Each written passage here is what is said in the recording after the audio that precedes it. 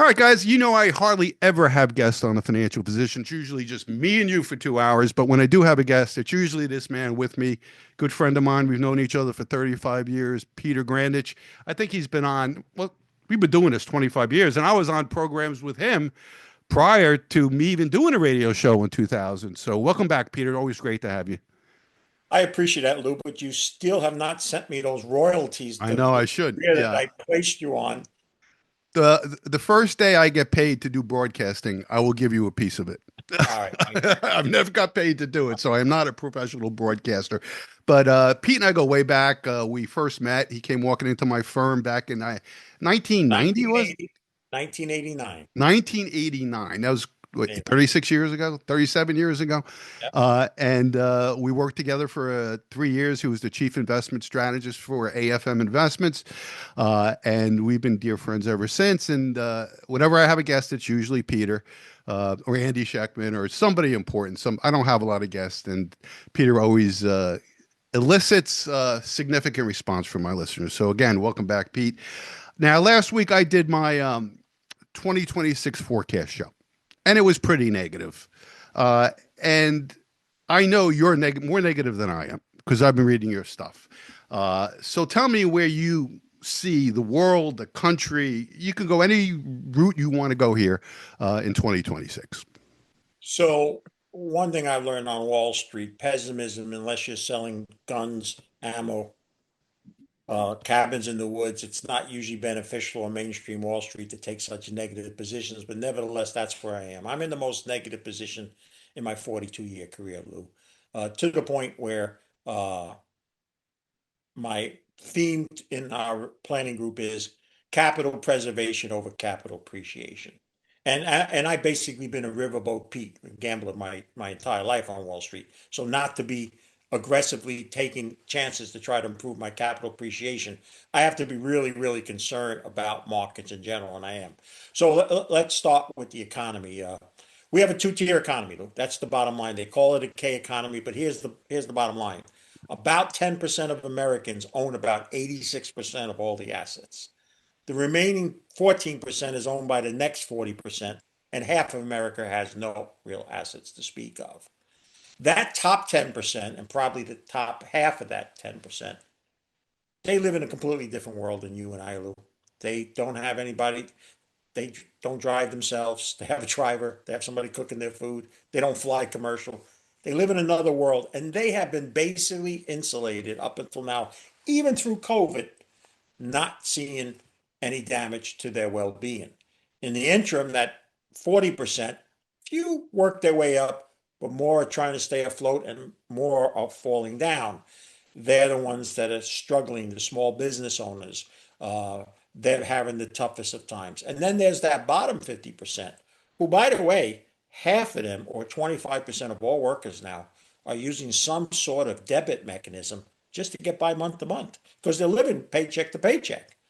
And so when people talk about the economy, I say, listen, when you turn on those certain networks, they're catering to that top 10%. The elite of people in Wall Street are not dealing with Joe down the street or Mary down around the corner. The rest of the financial service industry is working with that 40% mostly. And there's some on the up echelon, close to the group.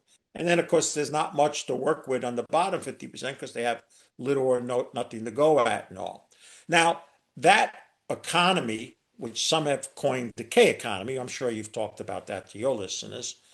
The problem with that is that the weight of that 90%, especially that bottom half, is really pulling down now. It's becoming harder and harder for them to move forward and forward. And while it's not going to knock the group out of the 10%, it's not going to make it as easy for them. So when people talk about Wall Street and the stock market and where they think the Dow is going and all, yes, that has helped. But an even bigger story, and Lou, I don't even know your opinion on this, so if you differ, by all means, respond back. The number one concern I have about the stock market is passive investing. You know, when you and I started, because we started at the same time, 90% of the trading in 1984 was the public buying individual securities to be part owners of businesses. 10% was institutional. There was no computer trading. Now over half of the money is in passive funds. And people say, well, why is that potentially bad? Well, it's actually been beneficial for the stock market because every couple of weeks, money is taken out of 401ks, et cetera, goes automatically into these indexes funds. The manager's responsibility, he or she, is just to balance it out, to keep it representing. Usually it's the S&P 500 is the most popular one. And as long as that money is flowed and it's flowed into a narrow group of stocks, it feeds on itself. Then, if you look at the remaining part of what's in left, the little less than 50%, I'd say two-thirds of that is some sort of algorithm trading programs that people are using. They may not even know the president of the company or what the company does. It involves some computer trading based on news or formulas where you can short commodities, whatever the case be. The smallest percentage now of money that's in the stock market is what you and I started out doing, trying to figure out which were the best companies to buy and sell as part owners of businesses. The passive funds have gotten so dominating that between three firms, Blackstone, Vanguard, and State Street, they have $25 trillion in these things. It's going to You're take, talking English. You're talking like index funds and things like that, right? right? Yeah. Okay. Yes, passive funds, where the manager is not making a decision not only which stocks to buy and all, but for what reasons. Maybe this industry would be good. That has nothing to do with that. Now its job is just make sure you do the allocation correct, et cetera, et cetera, et cetera. That has helped propel the market. It was narrow because that focus is in those top groups. That's why the Russell 2000 and all had such poor performance, or small caps did to the top echelon or the technologies and all. And then add the computer trading. The problem is this, and that's the $64,000 question. Something it's gotten so big that it can't break anymore. It's too big to break, too much. I don't believe so. I think the moment that spigot stops flowing extra money and people become sellers versus buyers, the opposite effect will happen. Now people will look to get out of them, and the manager can't say to them like you would probably say to somebody if you realize they're overreacting, they're too emotional. Oh, slow down. This is still good. They have no say in that. So what happens if you could tell me what passive funds do over the next 12 months? I'll tell you where the stock market is going. That's the single biggest. Now, of course, you and I are going to discuss possible factors that may influence that to reverse and go down. And here's the final kicker, Lou. And you and I fit into the same category because I know you actually entered the business a year before I did. Two-thirds of the financial advisors out there today, Lewis, weren't even born when you and I started. Now, just You're because making we me have, feel old, Peter. but here's why that's important, Lou. In all seriousness, you wanted me to be serious. I'm being 100% All right. serious. All right. They were weaned, most of them, since the millennium 2000. That's where the majority of people have only been working in the business. They've been weaned on a one-way street. You can't blame them. You get in the car, you put the pedal to the metal, you go as fast as far as you can. And if there happens to be one or two major crashes or accidents or market crashes, the Fed truck came along, this tow truck, came to the rescue, threw all this crazy funny money out there, made everything better. They got back in their car, they hit the gas pedal, and they went. And the investors that followed them drive in the same manner. It looks to them this is always a one-way street. I know one thing I can sit here and say. Hopefully, I'll live long enough to see it. Someday there'll be a bear market again. I think it's going to be a lot sooner than most, but someday. If and when that market comes, the combination of that passive situation plus the inexperience of both professional and investors to handle what would normally be a typical bear market will accelerate more to the downside just as it caused it to go higher than it did. And I believe, and that's where the guessing comes in, I believe we're a lot closer to that point than others think that it's still years away. And it's probably going to be triggered by an event. So I prefaced my forecast show last Sunday on a few drivers that are going to be so important to all the markets. And I said the number one to me is geopolitics and war. I mean, it's we've been how long has it been since we've been this close to a world war in Europe? I mean, it's getting pretty scary, and we have tensions all around the globe right now. We got America taking over oil tankers with Soviet flags on them. We have China getting pissed off because of what happened in Venezuela. There's a lot of tensions around the world, and I think that to what you just said, that when the bear market hits, it's going to be bad, but it's going to be really bad because of what causes it. I mean, if we go to war is not good for stock markets. I really don't think. Uh, so, what do you think about the geopolitical tensions in the world? Do you think that it's going to get hot?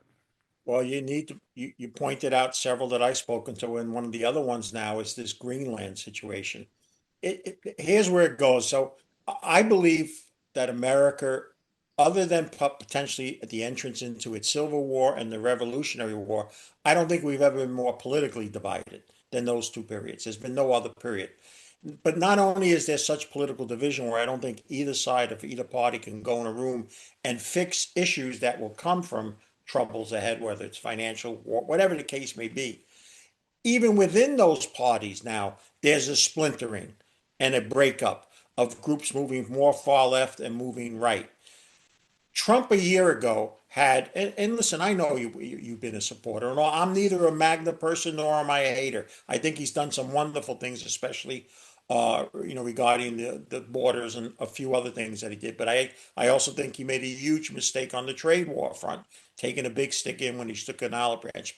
But whatever the case may be, we have political divisiveness now. And here's the question you have to ask us, Lou, deserving or not, whether you're a huge Trump supporter or a hater. I don't think we have really any real allies left. The reason I know that is when I started, and of course, as you know, I spent a lot of time in Canada because of natural resources and all. Canada and the US were the biggest trading partners that existed. They've been allies since day one. You could cross the border. You've been with me to Canada several times. You wouldn't even know sometimes you left the United States and vice versa. This is what my Canadian friends say to me now, Lou. Still like you, Pete. Hate your country. And wherever we look, people that would have been formerly allies, deserving or not, are no longer. Europe, we're talking about military. We have a president talking about potentially using military to take over Greenland, which is supposedly part of Denmark, which is part of the European Union. And then we have the president saying, well, I don't care about that and all. These are people that we're in formal ally agreements with. The Asian situation, listen, China is nobody to sneeze at. It's not what it was 30 or 40 years ago. Now, this is the other issue. Lou, you know that I got into gold for one primary reason 5 years ago. And you got in a lot earlier than me. Congratulations. I don't know anybody that's done better in gold than you have. But I got in because I saw this formation of the BRICS, and I saw countries were going to move away from the United States economically and monetarily. The de-dollarization was a real story, and it's going to happen. Then whoever was the member director of new membership for the BRICS had a big smile a couple of years ago when we decided when we were going to not only kick Russia out of the SWIFT system, the banking, but we're going to freeze their assets, and now we're giving them away to the people that they're fighting with. They basically said to other countries, what's to stop them from doing that to you? And that's how they got new members. Now, what that new member is going to say is, not only if they don't like you, he's going to come and get you. Look what he did in Venezuela. Justifiably or not, I'm not here to debate that and all. And so, United States, Trump is putting himself out basically on his own.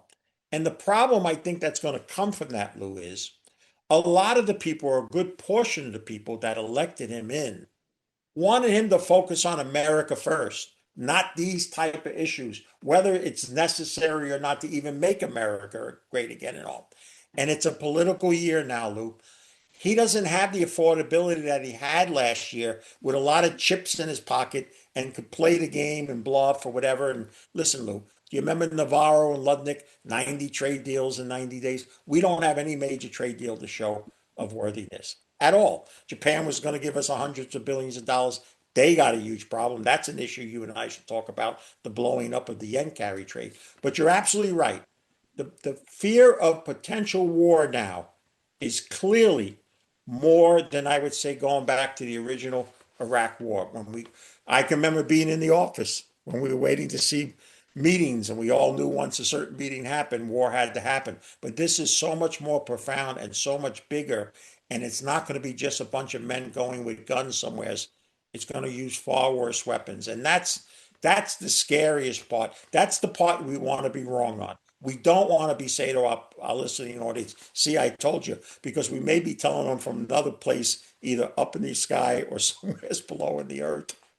Yeah, war nowadays should be avoided at all costs because of the advancement in technology. I mean, war nowadays are not like you said. It's not going to be platoons, and cannons, in the field. It's going to be drones. It's going to be robots. It's going to be tactical nuclear weapons. It's going to be bioweapons, cyber attacks. It's going to be electrical grids going out for days upon a time. So, I said on my show last week, I said this is 2026. Do you believe that mankind, humankind, has not gotten away from kinetic conflict with each other? It's like it's never going to go away. 100 years from now, we'll still be killing each other. And I don't know what the answer to that is. Why we haven't become more mature as Well, global creatures. well, I one of the things I've done in the latter stage of my career here now is I moved aside three of the four businesses that I once had to focus on one, and I tie my Catholic Christian faith right on my sleeve of my business. I've tied faith and finance together. So if you don't mind, I know you allow me to at least to respond to that.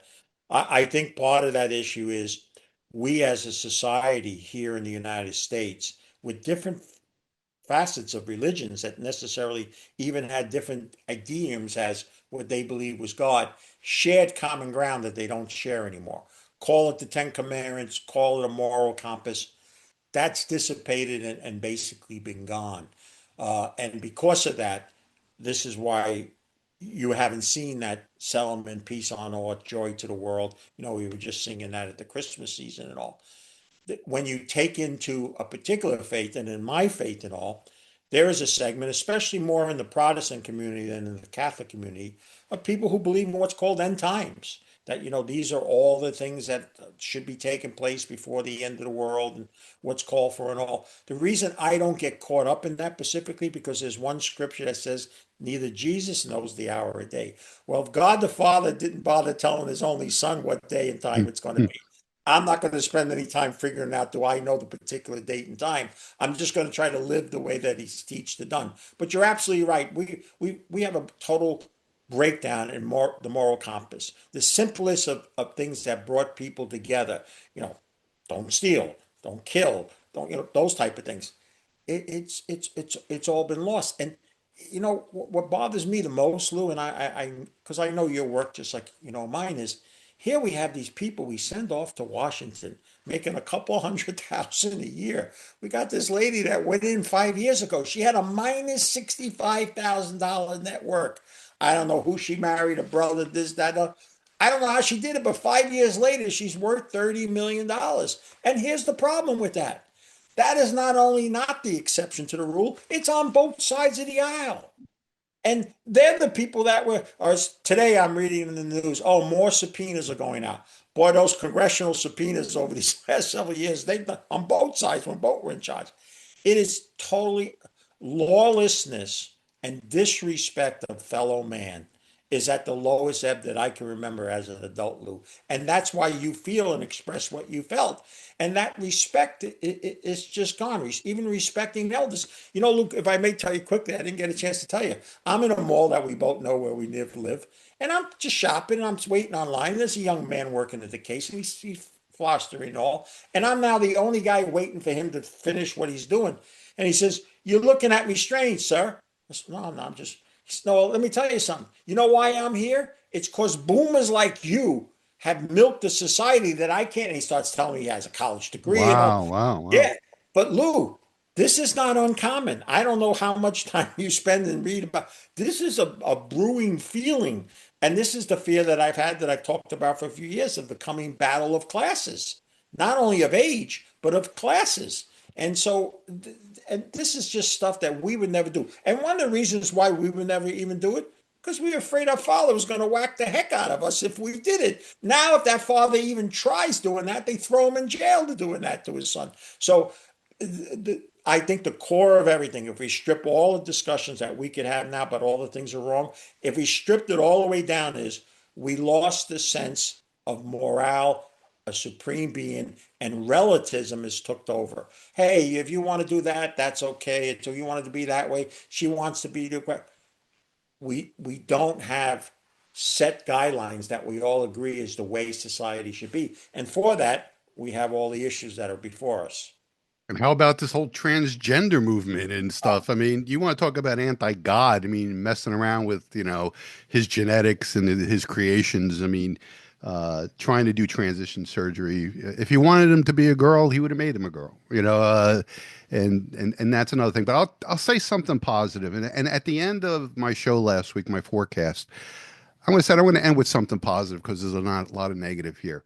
We're hearing a lot of reports now of revival that a lot of people, especially young people, are going back to church, are getting reading the Bible, are trying to be better people. So I think we may have bottomed out as far as uh, lack of religion, lack of God fearing. Hopefully, we have bottomed out, and we're going to go the other way. Well, I'm going to tell you why I'm going to just disagree with you a little bit. You're right. There are a certain amount, but there's still a lot more going the other way. But you brought up religion. I'll tell you my biggest number one concern. I know I could say it on your show, but I've gotten death threats earlier uh, because of this, because I've been outspoken for almost 2 years. And that is there's a segment of people in this world, call it a religion, call it whatever you want, who not only want nothing to do with Western civilization, which has lasted for hundreds of years with different religions and different people of ethnic background and all, but not to the point where they're going to go, hey, listen, we're going to live here. We don't want you here. You go live over there. No, if you don't do what we say, you're dead.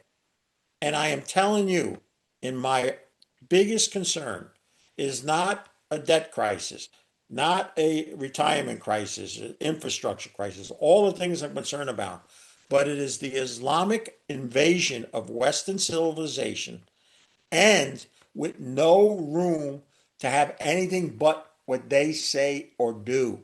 And people say to me, I don't think it's that bad. Yeah, I heard a little bit in Texas and all. I say, go read the news stories from the United Kingdom and France and Spain and Ireland and other areas 10 or 15 years ago.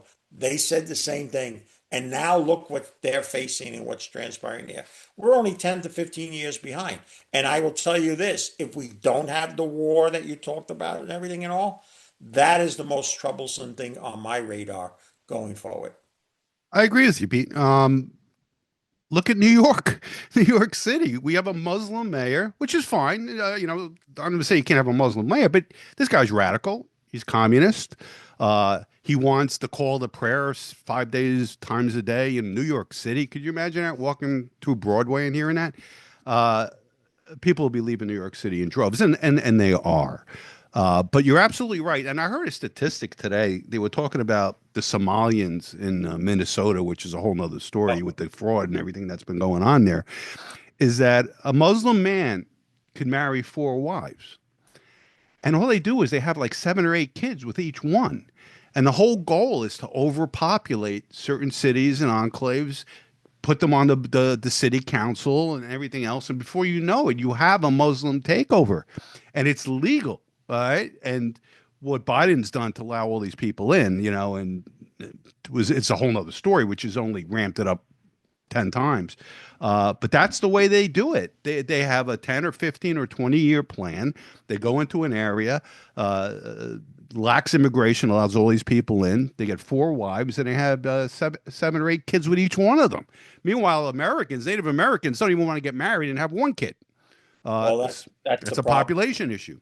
And the Democrats knew that, and these groups, Somalians and Islamic, used the Democratic Party, knowing, oh yeah, I will be with you, and to take control and take those issues now and all. And it's an issue that some people feel that in the United Kingdom and all, it's gone beyond the point of no return, that it's too late to do that and all. Look at Ireland. I got married there 45 years ago. The population that wasn't Irish was less than 2%. Now 25% of the population is not Irish. So, and most of it comes from the immigration from certain areas and all. There is a serious issue at this point in time. So let's get back on track a little bit. We got off track, and everything you said, I agree with pretty much 100% as far as that goes. But we're going to have a new Fed, this new Fed chairman in May, maybe sooner, who knows? And obviously, President Trump does not like the current chairman. So he's going to put somebody in who's going to be very dovish, right? You know, he's not going to put somebody in it he's not sure is going to lower rates, or at least not raise them. And I said on my show, the Fed's going to be between a rock and a hard place because the debt is so high right now that they can't keep rates high or even raise them because of the interest service on the debt, which would just kill us. And so then they have to sacrifice inflation. So it's got to be one or the other. And what do you think they're going to allow? They're going to allow inflation because the people will be paying it in the form of an inflation tax. So a word that was not used since the early days of our career will come very popular as that happens, as the new Fed person comes in and so forth. And that's going to be bond vigilantes. And the reason that is that we're seeing it now. The Fed has been on, call it what you want, certainly a more of an easing process than a tightening process for over a year. And yet anything that's considered long, meaning 10-year bond or higher, rates have actually bumped up, not down, despite the cutting of short-term interest rates. The shock is going to be, is you're absolutely right. He's going to bring in, and there'll be more pressure on who's ever left there to lower short-term rates. And that's all the Fed can really have some control on. They really can't control what the 10 or 30 year is. But I'm going to tell you the bigger problem. The problem that you will definitely be talking about more on your show in 2026. And that's the blow up of the yen carry trade, which has helped the world and the United States a lot for 25 years. And Explain then it, Pete, so my listeners understand what you're talking about. so Japan not only went to low interest rates, like we did, but they actually went to, remember, negative interest rates at one time. We had to pay the bank there in order just to keep your money in it. And so what people did was you could go to Japan, you transfer your money into the yen, borrow at near zero, and then come over here and put it in at 5%. And then the yen got cheaper, the dollar got stronger, so you made the 5% plus a currency gain. And that was called the yen carry trade. And there were other countries that did it, not just people here in the United States, but a lot of it went to the United States and in the dollars. Japan got to the point where, you know, depression was marked all over. So a new regime is taken over. They said we have to build this economy again. And one of the ways we're going to build the economy is we're going to have to raise rates. We can't stay down at zero and all. And so now they've gone from zero to about 2.5% on their long bond in less, 12 or 18 months, and short-term rates as well. The concern is there's going to get a point, especially since the dollar here is no longer rallying at the way they used to do against all currencies. It's actually had one of its worst years. The percentage of foreign reserves being used in dollar just hit another low. It was once at 90, it's now close to just 50%. And so if and when all those people that converted and did that and did it like on paper with leverage, they're going to have to reverse that type of trades. They're going to have to sell their user securities, get out of the dollar, try, and buy back the yen or whatever they used over there to borrow and all. And we're not exactly friends with Japan anymore. Remember, it was just 6 months ago when Trump was telling her, oh, they're going to send us hundreds of billions and we're going to do this and the trade and all. They didn't do any of that. And now they have their own issues with China. And so the yen carry trade and other bond markets are going to play also a role what can happen here with the Fed. And here's the issue that I have. Not only is Trump putting someone in like that, but he replaced a couple of key people in the Bureau of Labor Statistics, the BLS, which really should be just called the BS. Because what we learned is their numbers are so far off. This ADP number that came out, and everybody was saying, oh, yeah, ADP had no axe to grind. It proved to be correct the last few years, not the BLS number. Well, they have Now, payroll figures. They have actual payroll figures because they yeah, do payroll for companies. absolutely. They have the receipts. They have the actual data. They don't do these guest and birth models and Right, all. right. But nevertheless, for the first few months, it worked for him. It showed that. So he was proud. As soon as it went bad, fires the people. So I'm half sarcastic in this, Lou, and half serious. My vision of the person that got the job that's running that now is he was asked, or she, but I think it's a he, what is one plus one? And he answered, what do you want it to be? And I'm afraid that some of those numbers will be fudged, but the market is waking up to that. And the ADP, like we saw today, people paid a lot more attention to it and all. So Pete, the these numbers, Fed, this is nothing new. These no, numbers no, have been fudged for decades by the whatever but, administration's running it. Lou, So the difference was when we were both together and even years later, the Fed still influenced markets. People would wait to that moment, and uh, the Fed had power. It's almost powerless now. It is not it is the wizard in the Wizard of Oz, but now the curtain has been opened. And therefore, as much as, like you said, they'll do that, they may not be they will not be, in my book, anywhere near as influential. And there's going to be a problem. Because remember, your mortgages, your consumer loans, and now car loans, they're talking about 10-year car loans. I mean, that's insanity. But the bottom line is they're based on long-term rates, not short-term rates. all right, welcome back to the Financial Position. We're joined by my good friend and expert at markets and politics, and has been all over the internet over the years. It's a well sought after interview, and we're so glad to have him. He's been on this show more than anybody else I've ever had over the 25 years we've been doing it. Welcome back, Peter.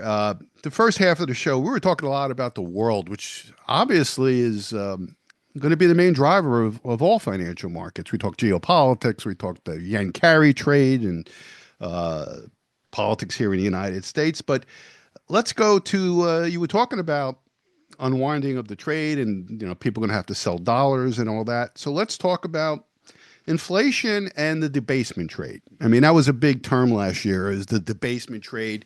We're going to talk about gold and silver in this segment, which is a direct result of that.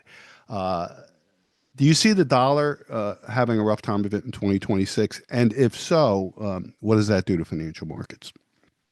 Well, I continue to believe that the world is moving away from it. I continue to believe not only will the BRICS get larger, but we're going to see more regional organizations of trade away from the dollar.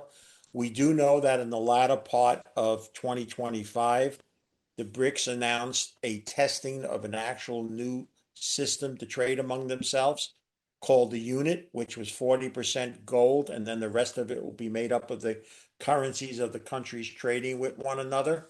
We're now seeing other countries willing to use something other than the dollar. And of course, as I noted in our first part, the percentage of the dollar being used in foreign currencies is dropping and continues to drop.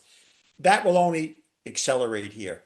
Like I said, what Trump has done on the world stage here is not going to create more people wanting to be allies.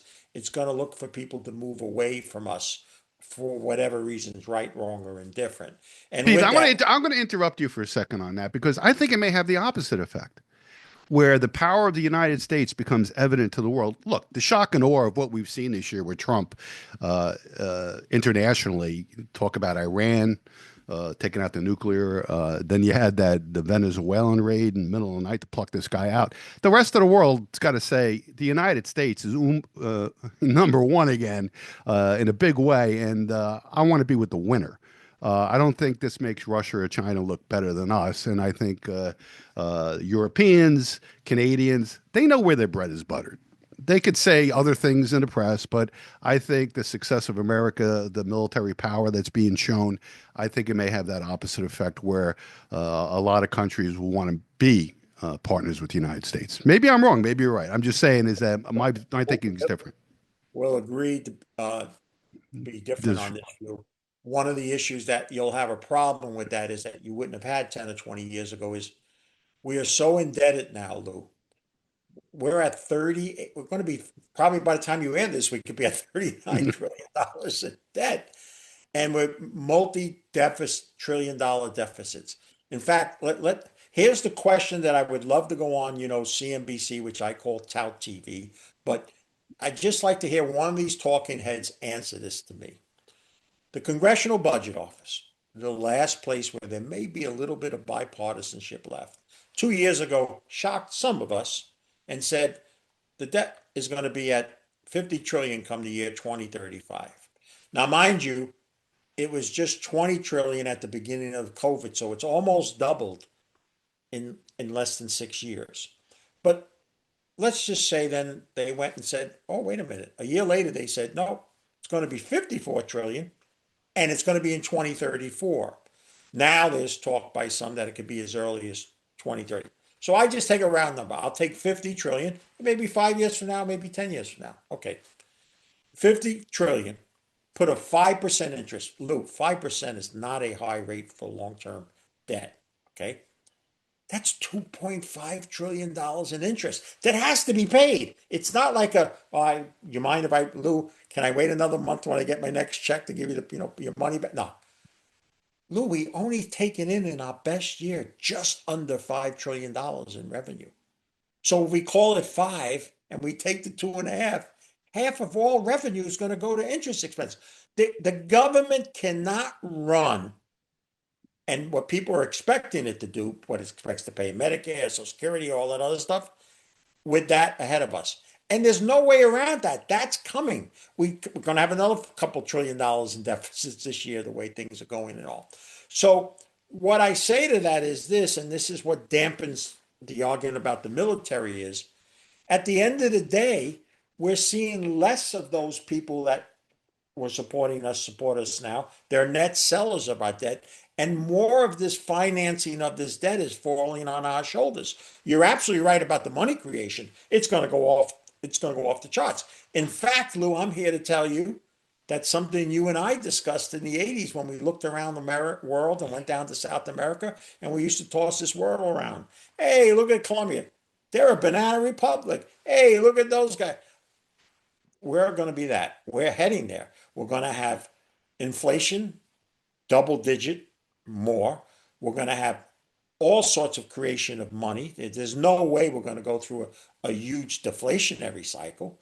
Look what happened in COVID. Within 3 weeks, when people realized they couldn't be paid, we had to create trillions of dollars. We're going to tell people you're going to have to sit on your tushy for 3 to 5 years to work off this debt? No. Inflation's the only answer out of this, but it's going to be rapid inflation.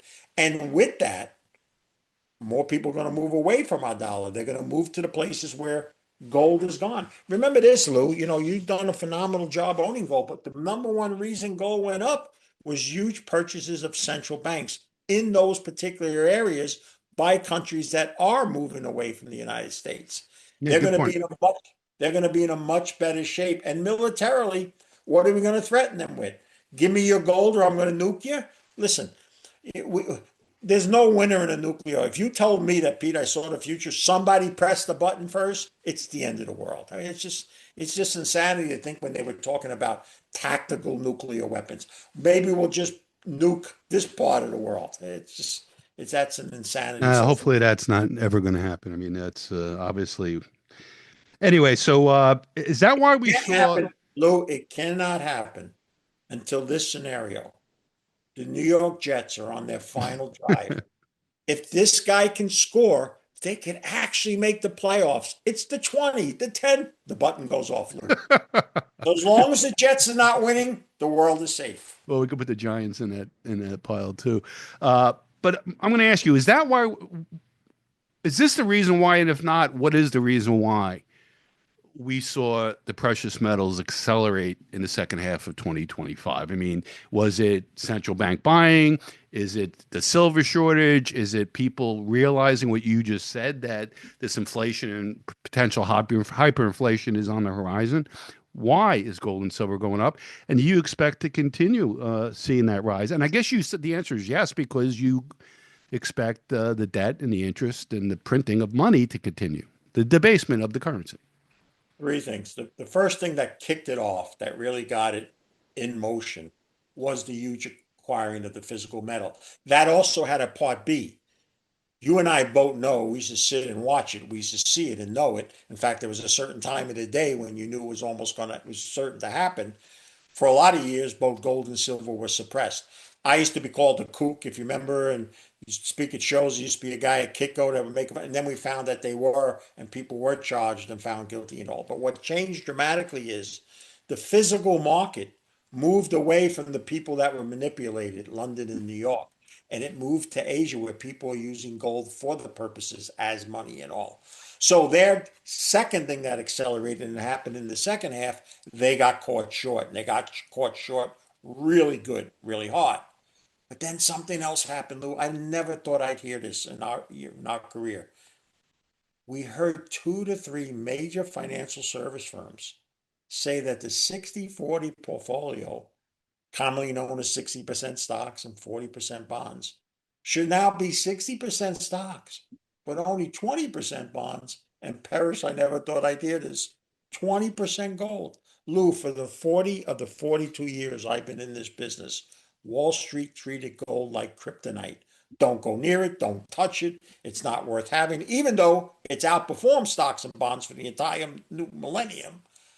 But now we saw that. And then the biggest player of them all in it, JP Morgan, in the latter part of last year, moved their entire commodities trading and metals to Singapore. They recognized the game is over here. That the way the business was and the LBM and all this derivative stuff is done. So the continuation of the dollar moving away from the dollar, the inability to short it, and now putting gold in the same level as bonds, if not more by some, only makes it higher. But here's the question we have to ask ourselves as bulls, especially you, some of that stuff. I don't know anybody who's done better in gold and silver as you have. That's your listeners need to know that. You've been phenomenal in that. But here's the question.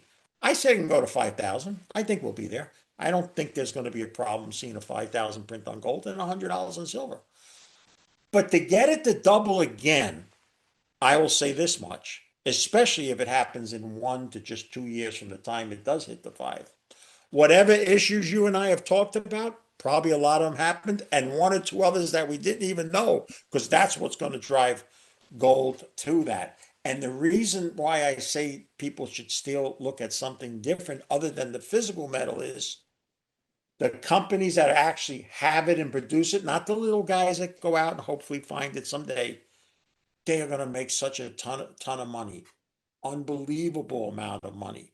And so I do think that goes higher, but I also think one of the few sectors that will do well is the people that produce it and mine it and bring it out to bear. So we talked about gold, but you didn't talk about silver. Silver is the stellar performer in 2025. What the number one asset, wasn't it? 150%, Absolutely. 160%. Now that's due to a different factor. That's not monetary as much as it is supply and changes in industrial demand with the AI and solar and all that.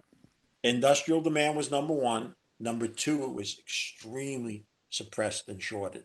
Gold was somewhat eased off the last few years, but silver was tremendously short. Now, thankfully, I made one smart move in 2025 more than any other. You might not recall, but when I used to speak at shows and I'd be very bullish about gold, and somebody in the audience would go, "What about silver?" And my answer always was, "Well, it's like kissing your sister." It was always second class to me. But when it broke below 30, one of the smartest people I know, period, in investing, demonstrated to me, Pete, you got to understand that the supply and demand scenario is phenomenally bullish. And I think the shorts are in huge problems. And under 30 is a steal. And I bought into that argument. And I went long, and I actually said now when it's almost at 100 to 1 on the ratio between gold and silver, I thought silver then could outperform at least for last year and all. It doesn't have the monetary argument, but its industrial argument's much better than gold right now. I, I think they'll battle. Now, of course, my favorite one was copper, which I felt was going to enter a new era for itself, that it could get much higher than the $4 or $3 that people were used to. But that whole critical minerals, metals argument, for all the years you and I might have suffered in that industry, because basically from 2011 to 2018, 19, it was the worst period ever. All that transpired was all the money that would have went in to look for new minerals and all didn't. And then the world got behind this AI and electric vehicles and all this stuff. And suddenly, most countries realized they didn't have the actual minerals in order to provide all these services and all.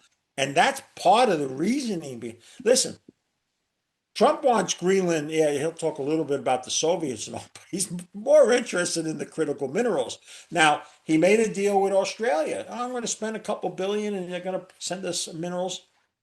Canada and the United States, if they ever got together, if you're right that somehow they rally around and they become friends again and all that, combined together, we have all the things that we need between food and water and minerals and all. But right now, it's kind of like this at this point in time. So silver will continue to perform with gold and other minerals. But I'll tell you the things that are really crazy, Lou. Names that I can't even pronounce. You know, these very rare critical minerals who we find out industries and things that we count on, not just computers and all, but things to keep us alive, all have these minerals in them. And guess what? They're not in the friendliest places. And who happen to have a lot of it, the single biggest country that has more control over any is China. And they used that smartly in this trade war and deleveraged the leverage we thought we had on them. Going back to silver, there was two developments early in January 2026 that really, I think, are affecting the silver market. Number one, on the first of the year, China said they're going to have export restrictions, where you need to have a license to be able to ship it out. And I think what China is like the number one refiner, I think, of silver. So final product is not going to leave China. And also, I think it was yesterday, we're recording this on Wednesday the 7th. Switzerland came out and said that they're not going to be exporting refined gold and silver without certain licenses. So these are two of the biggest refiner countries in the world, restricted the silver supply and the gold supply. Do you remember when you were a kid and you all ran off somewhere as we all screamed this line, every man for himself? Well, that's basically what's happening in the minerals and metals world. It's becoming every man for himself. Countries are going all in different places and all. And unfortunately or fortunately, depending on how you look at it and how you invest it, China has more cards to play than anybody else right now. Can that change, especially if there's some sort of unification? Yes, but right now, for the foreseeable future, they're the dealer. I think commodities are going to be the big story in 2026. Copper had a great year last year too. Was it up 50, 60%? Nobody's really talking about it. But countries around the world are now trying to secure natural resources. Wars have been fought over natural resources, right? And that's what we see happening around the world. So I think a commodity portfolio, properly diversified, I think is probably going to be the big winner in 2026. One of the other things that I don't like to talk about it because it's one of the things that now that I'm trying to help in my little part of the world is we have a serious food issue in the United States now. Not only the ability for certain types of people to get it and so forth, but the control now has been put into a very small handful of people. You've heard the stories of certain very well-known people buying up large farmlands. The average person that's running a farm now is over 60, and a lot of the children are not following in because it's so difficult to run farming. And now we've seen all the problems with food. We've seen packages shorts, less, the box may look the same, but there's actually less contained in there. And of course, prices are up dramatically. And that's going to be a really, really serious impact now because we're seeing so many people fall below the level. I'm involved near where we both live, and now two-thirds of the people online, both families are working. These aren't, the bad people just sitting home taking advantage of welfare, which some people, and I'm sure there's some people online. But the bulk of the people online are people working, but not enough income to sustain and put food strictly on their own table for their own. And that's the untalked about. But agriculture is not a place I'm going to start approaching 70, become an expert on. But you're right about commodities, but just don't think hard commodities. I think agricultural commodities are going to have fairly good support for the foreseeable future as And well. the good thing now, ETFs have made investing in commodities a lot easier and a lot less risky as opposed to futures contracts. And there's an ETF for almost any commodity, including Absolutely. currencies, gold, silver, copper, food, wheat. You know, you could find an ETF for any of that stuff. So a good diversified commodities portion of your portfolio, I think, would serve people well, and it would also give you an inflation hedge. Before we wrap up. I want to reflect back on a time, Pete. We know Venezuela just had this big story. It's been under dictatorship for at least 20 years. Well, you and I were big investors in a gold mine, I remember back in the day. That was based in Venezuela. And due to Hugo Chavez coming to power, we lost quite a bit of money. Do you remember that? So let me say this for your audience. So while my career spans 42 years, no 3 to 5 year period did I ever have more of an interesting time in my career than working with you and your partner, Marty Saltzman. Still love you guys. That's why, like I said, I have never a problem coming on with you at all. But that story should be made in to a major movie. And if the right actors get it, I think you could win an Oscar because that's how of an interesting story it is. It includes us flying to and from London, having these discussions, getting on a plane in London, getting off in New Jersey, much poorer than we got on the plane that we got on. An unbelievable amount of story of, and basically for your listeners, I'll tell it real quick. I mean, did you ever live anything more in your entire career than the moment to trade in that stock?